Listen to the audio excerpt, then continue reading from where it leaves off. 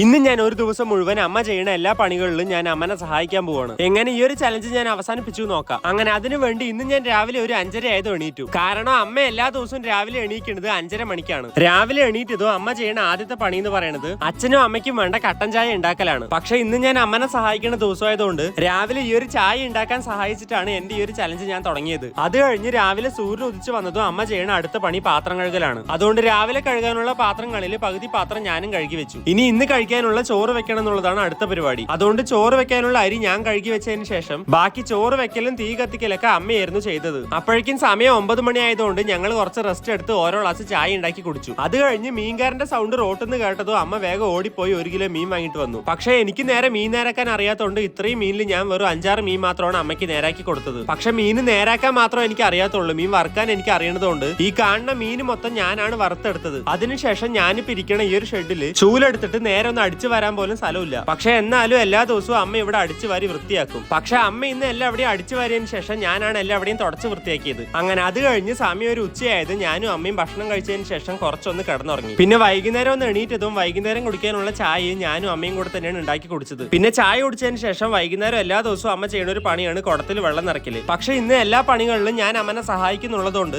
അമ്മ കോരി വെച്ച 2 കുടം വെള്ളവും ഞാനാണ് വീട്ടിൽ കൊണ്ടുപോയത്. അങ്ങനെ ഇപ്പൊ എല്ലാം കഴിഞ്ഞ് സമയം രാത്രിയായി. പക്ഷെ രാത്രി പ്രത്യേകിച്ച് പണികളൊന്നും ഇല്ലാത്തതുകൊണ്ട് എന്റെ ഈ ഒരു ചലഞ്ച് ഞാനിവിടെ അവസാനിപ്പിക്കുകയാണ്. അപ്പൊ ഇതുപോലെയുള്ള വീഡിയോകൾ നിങ്ങൾക്ക് ഇഷ്ടമാണെങ്കിൽ ഒരു സബ്സ്ക്രൈബ്. അപ്പൊ അടുത്ത വീഡിയോയിൽ കാണാം.